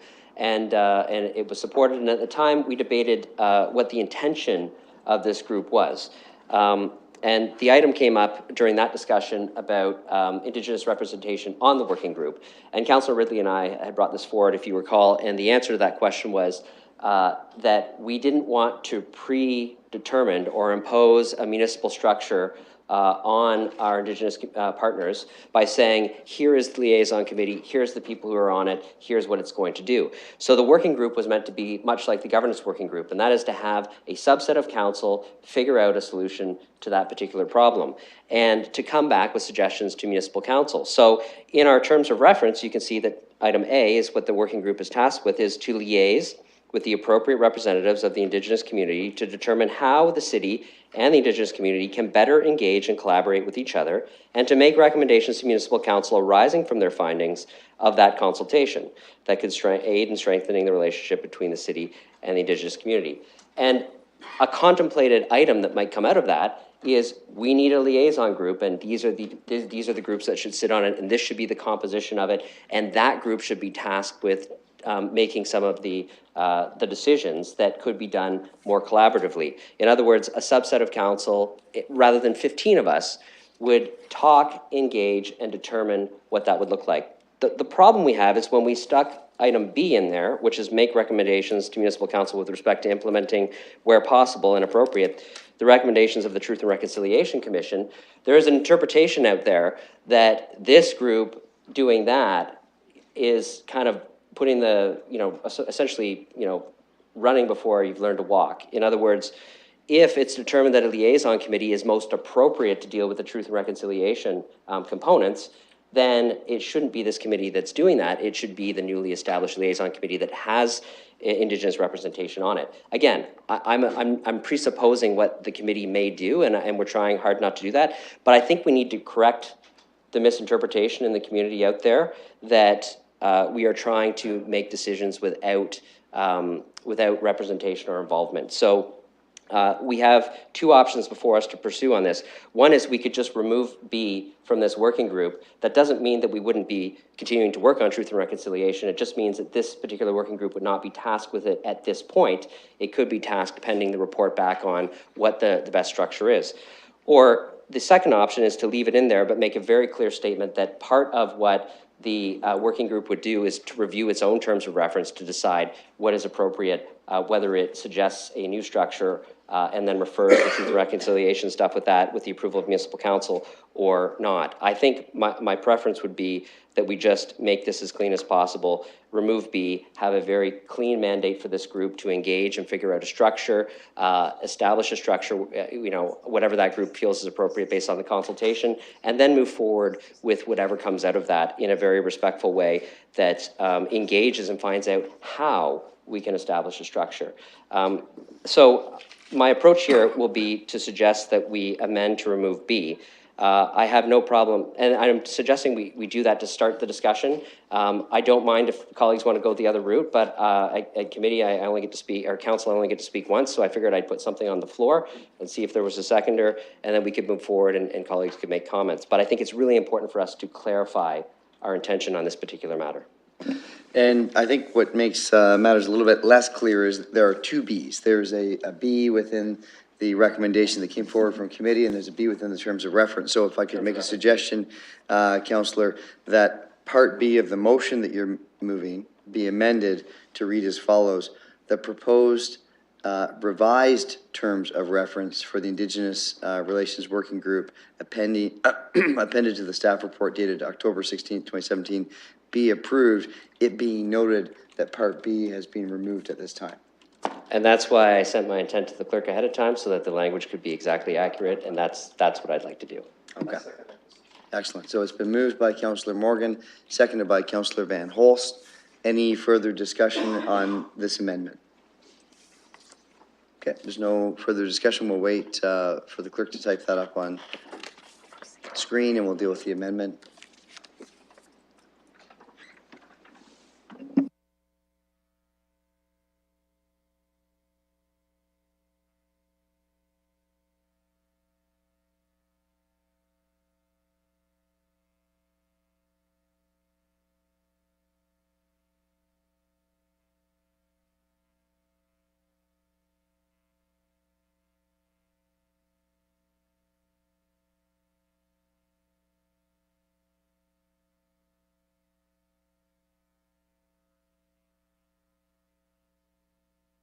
Councillor Van Holst, if you wanted to second that, please. Okay. Any discussion? There are no speakers. Let's call the question.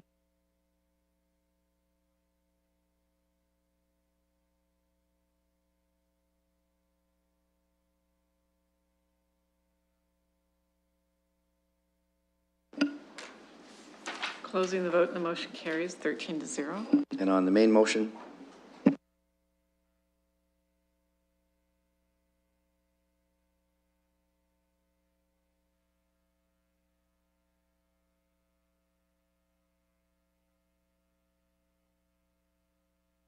Okay, that's been moved by Councillor Morgan, second by Councillor Usher. Any discussion on the main motion? Let's call the question. We're voting.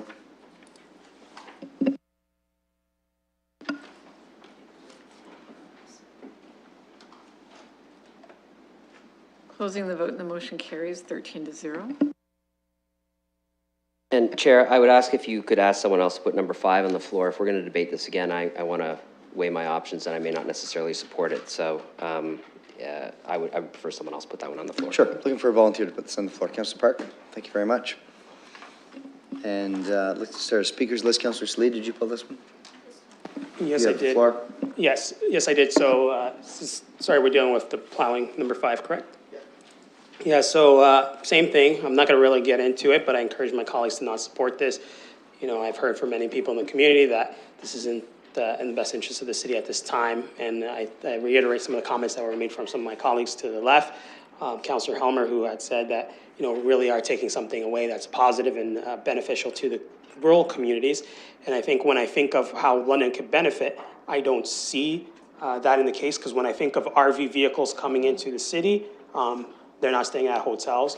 When RV vehicles are coming, they're usually bringing their own meals, so the restaurants and the economic impacts that you may see in other places aren't necessarily the case for our city here. And as we heard from staff, and it was heard from tourism, and as I heard from many other people in the sectors, this isn't something a lot of people could get behind. I'm not sure where some of those corporate sponsorships would even come from, because people from Tourism London, who are great at drawing that in and are having those relationships, seem to be showing a lack of support for this. So I encourage you all to defeat this and save us the time. Councillor Armstrong, anyone else? Well, Your Worship, all I can tell you is last night I was given some information about corporate sponsorship. While I can't say what the name is, but apparently there's been an offer by a corporate sponsor, regardless of whether this event is in London or wherever it may end up, that they're coming forward with a $150 contribution towards the event as a corporate sponsor.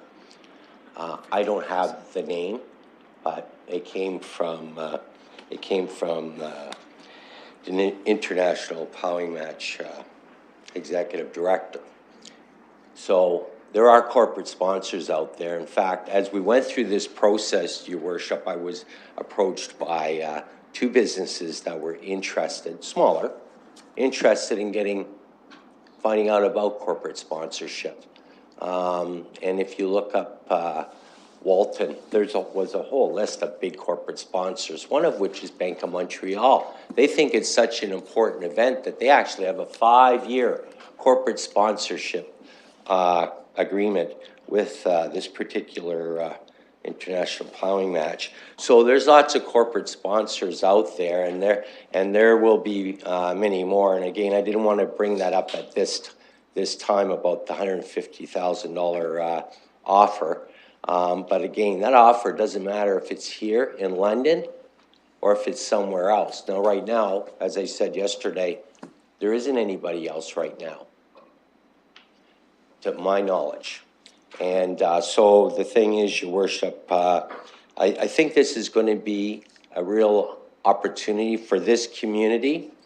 I feel after today, I feel very confident that I'm sure that the County of Middlesex is going to discuss this issue and either get on side or not, as well as Thames Centre. And I'm very confident that both of those municipalities are going to support this event. And I think it's just a question of what degree their involvement will be. So time, you know, we have some time here. We've got, our staff have a lot of things to look into, and certainly I think this will be, as I said earlier, if we pursue it and if we're successful, this may well be the legacy of this council, a positive legacy. And again, I thank the work that council did last night, the cooperative work, to get this motion the way it is. I think this is the right direction. Thank you. Thank you, Councillor. I have no additional speakers at this time. We debated this fully last night. Councillor Usher, please go ahead.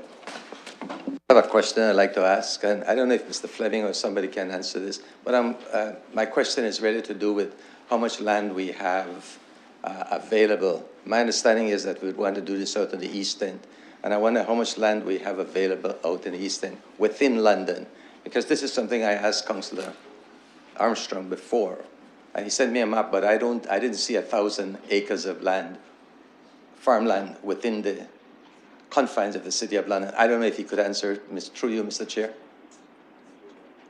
There's been a bit of a sidebar between Mr. Fleming and Mr. Hayward. Looks like Mr. Fleming won.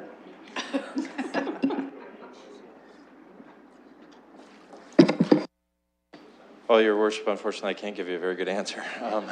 But it is something that I'm glad to report back on. I don't have off the cuff what kind of land area we have dedicated to this type of use. And my understanding is you need to have a willing property owner in order to take something like this on before you can actually move forward. So that's another question altogether.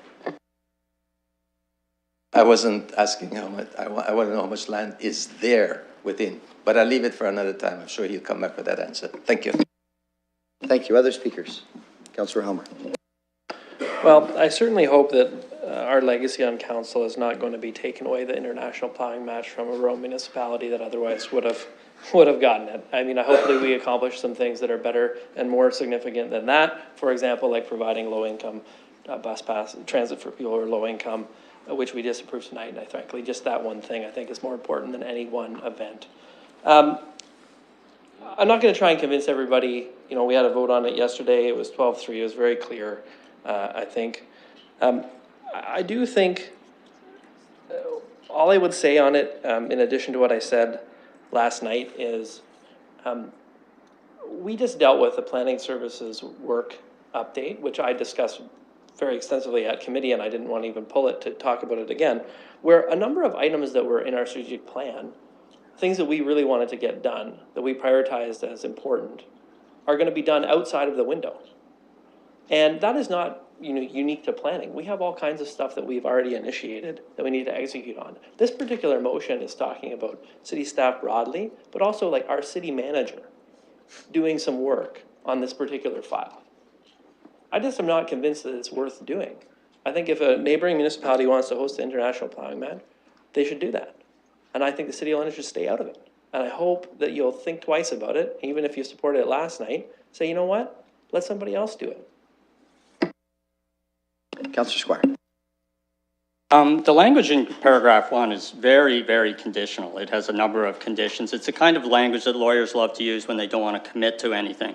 And what it really means is that while we're interested, maybe we'll submit a bid, but we've got to do a lot of due diligence and look at a lot of things. And I think that's what council wanted to do. So I don't want to get to the point of saying we really decided to take the plowing match off someone else, because that's certainly not what my intention was. And I just want to make that clear, because I don't want somebody saying council approved having the international plowing match, because we're not even anywhere near close to that. Thanks for cracking the code for us, too. Thanks for cracking the lawyer's code for us. I'll send you a bill, Mr. Other speakers? Okay. Councillor Van Holst. Sure, just regarding the argument about taking this away from someone else, I know that other municipalities can bid on this, and if the Plowmen's Association thinks we're not an appropriate place, I'm sure they'll decide that. So there's my comment. Thank you. Other speakers?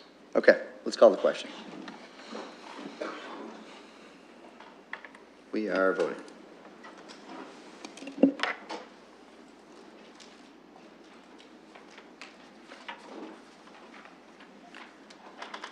Closing the vote, and the motion carries 10-3. And let's then move on to the 23rd public report of the council in closed session. Deputy Mayor Hubert has graciously volunteered to report out. I should have seen how long the report was before I graciously agreed. We had a number of items in camera, and there's 3 that need to be reported out in public.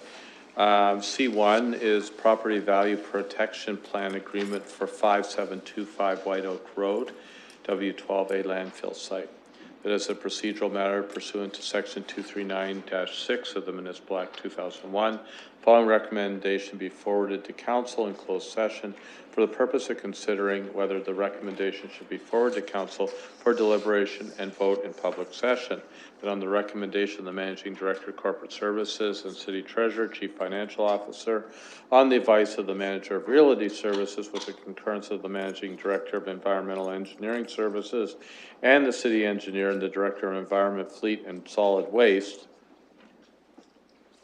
the W12 Landfill Property Value Protection Plan Agreement attached in Appendix B for 5725 White Oak Road be approved. C2 is lease of office space, request for proposal 17-22 for Rapid Transit Implementation Office, Environmental and Engineering Services, London Public Library, 251 Dundas Street, that is a procedural matter pursuant to the Section 239 of the Municipal Act 2001. The following recommendation be forwarded to council in closed session for the purpose of considering whether a recommendation should be forwarded for deliberation and a vote in public session. That on the recommendation of the Managing Director of Corporate Services and City Treasurer, Chief Financial Officer, with the concurrence of the Managing Director of Environmental Engineering Services and City Engineer, on the advice of the Manager of Realty Services, the following actions be taken with respect to the lease of office space at 251 Dundas Street, which is the site of the London Public Library. The lease agreement between the Corporation of the City of London and the London Public Library attached to Schedule A be approved, and financing for leasehold improvements associated with the lease in the amount of $500,000 representing fit-out costs be approved as set out with the source of financing report attached hereto as an Appendix A. The third item that we have this evening is the Managing Director of Parks and Recreation. That is a procedural matter pursuant to Section 2396 of the Municipal Act. The following recommendation be forwarded to council in closed session for the purpose of considering whether the recommendation should be forwarded to City Council for deliberation and vote in public session. And that on the recommendation of the Corporate Services Committee, on the advice of the City Manager, the following actions be taken with respect to the position of Managing Director, Parks and Recreation. That Mr. Scott Stafford be appointed Managing Director, Parks and Recreation, effective October 18th, 2017, and that the Civic Administration be directed to take all actions necessary to implement the appointment in A above. And with that, we congratulate Scott Stafford.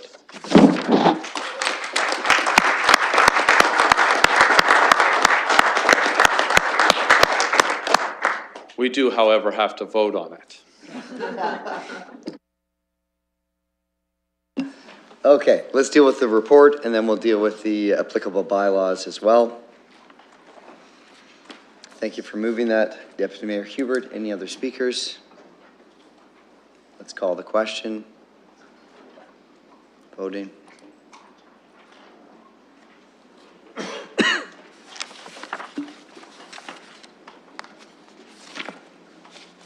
Councillor Hellman? Closing the vote, the motion carries 13-0. Okay, colleagues, let's move then through the agenda. Deferred matters. There are none. Inquiries. None. Councillor Armstrong? Thank you, Worship. Your Worship, I just was brought to my attention, there's an article online, and I don't know if there's much truth to it. It's about the Juno Awards. Apparently,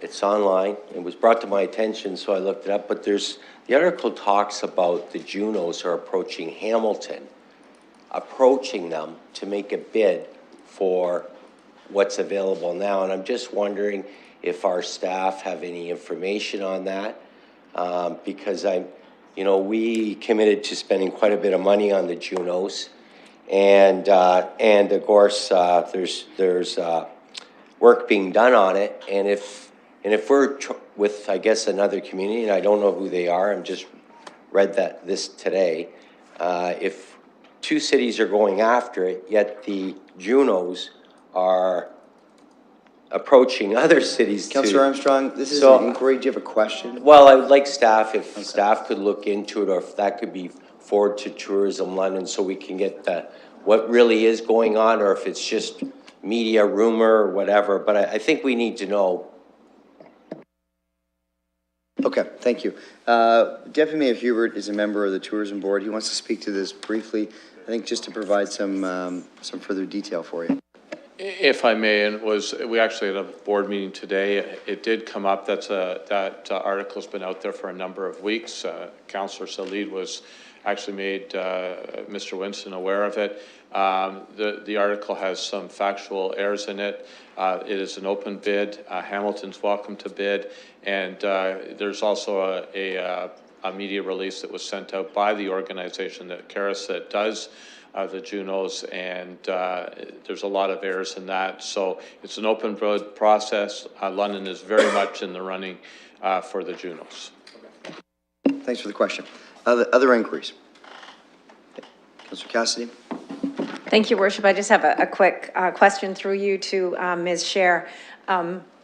We have a warranted sidewalk program in London, and it's come to my attention in Ward 5 that there are a number of people that require mobility devices to get around. And some of the older sidewalk ramps, or the ramps to get down off the sidewalk and onto the roadway, were built at a time when the AODA code was different. And so they're having difficulty navigating this. So I've had some talks with these people, and I understand it's a very expensive prospect to go out around into the city and upgrade all of these ramps. And so I believe staff are doing these kinds of upgrades as road work takes place and that sort of thing. So through you, my inquiry to staff is, do we have any sort of a plan for a more consolidated approach, a more approach similar to the warranted sidewalk program? And as part of that, I know that we have licensed group homes in the city, and so our staff know where the licensed group homes are, and so perhaps we could prioritize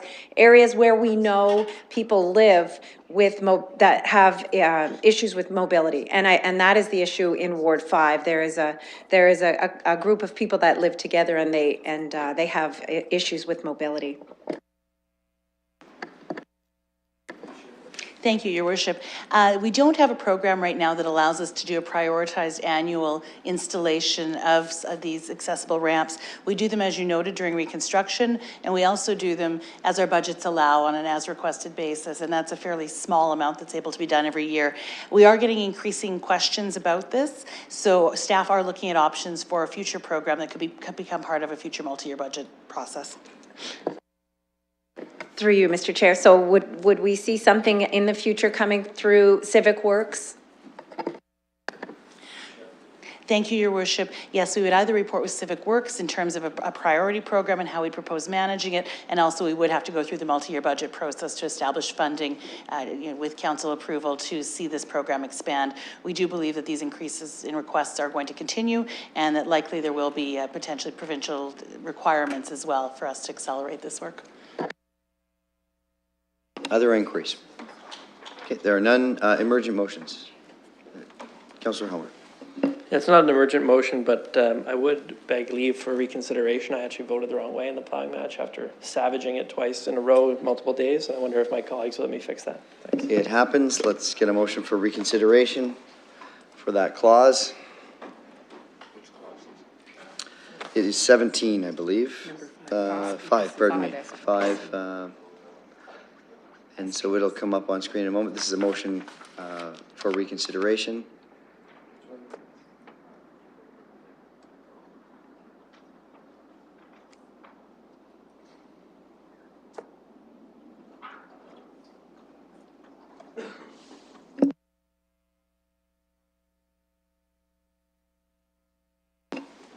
Moved and seconded. Let's call the question. Voting.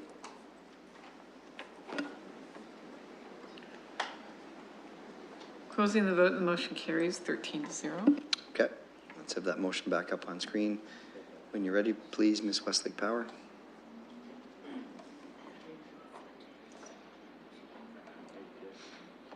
I hesitate when I ask this, but are there any speakers to the motion before us?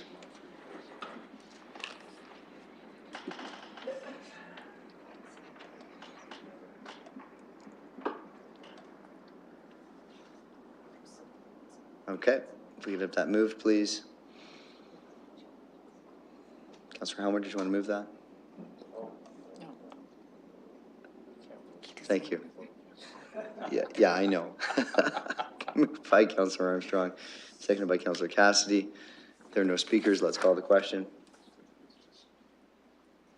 We're voting.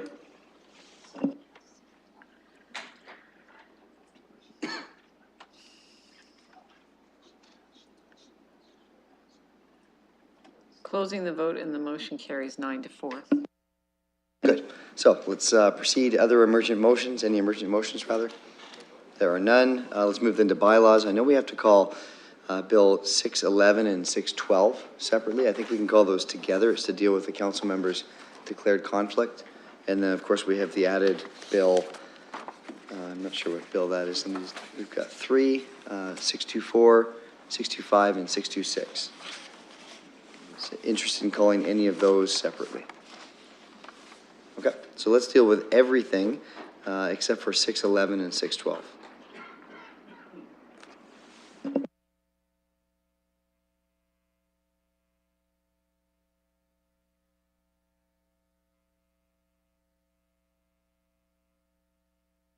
This is first reading. It's been moved by Councillor Van Holst. It's been seconded by Councillor Armstrong. Let's call the question.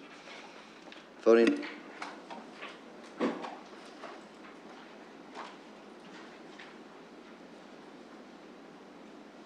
Councillor Park.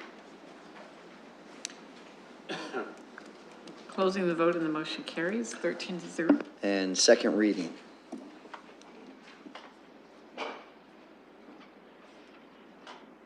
Councillor Morgan. Yes, this is the appropriate time to make a comment on Bill 626, which is the appointment of Scott Stafford as the Managing Director of Parks and Recreation. I just wanted to say, in the years that I've worked with Mr. Stafford on this council, he's been professional, he's been excellent, he gets things done, and I think he's going to excel in this role, and certainly wish him all the best. I think whenever you appoint the successor of someone, it's also appropriate to recognize the person who came before, and so I would also recognize Mr. Coxhead for his years of service in the role of Manager of Parks, or Managing Director of Parks and Recreation. Again, I've had a chance to work with Mr. Coxhead when I first chaired as a rookie councillor, the Community and Protective Services Committee, and I remember speaking to Mr. Coxhead on the phone while I was at Disneyland with my family, sitting in the parking lot talking about Storybook Gardens. And so he certainly has done a great job, and that should be recognized as well. So I know I will certainly be supporting the second and third reading of this, as well as the other bylaws before us, and wish all the best should those pass to Mr. Stafford. Other speakers, second reading. Okay, and all we can say now, Mr. Coxhead, is once this passes, it's official. You will pay $20 each and every time you answer a Parks and Rec question. Mr. Stafford, on behalf of City Council, congratulations. Let's call the question. Voting. Closing the vote and the motion carries 13-0. And third reading.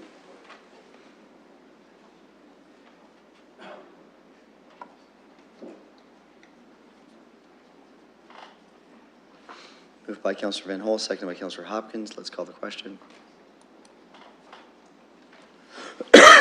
We're voting.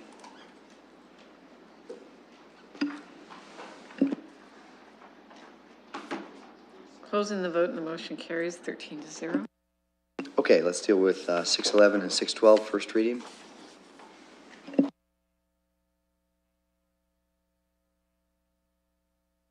Moved by Councillor Usher, seconded by Councillor Hopkins. Let's call the question.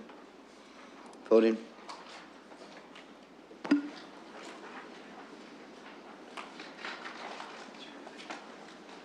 Closing the vote and the motion carries 12 with 1 recused. Second reading. Any speakers? Okay, let's have that opened up. Moved by Councillor Usher, seconded by Councillor Armstrong. Let's call the question, and we're voting.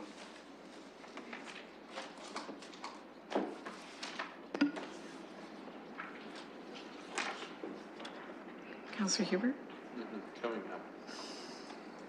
Closing the vote and the motion carries 12 with 1 recused. And third reading.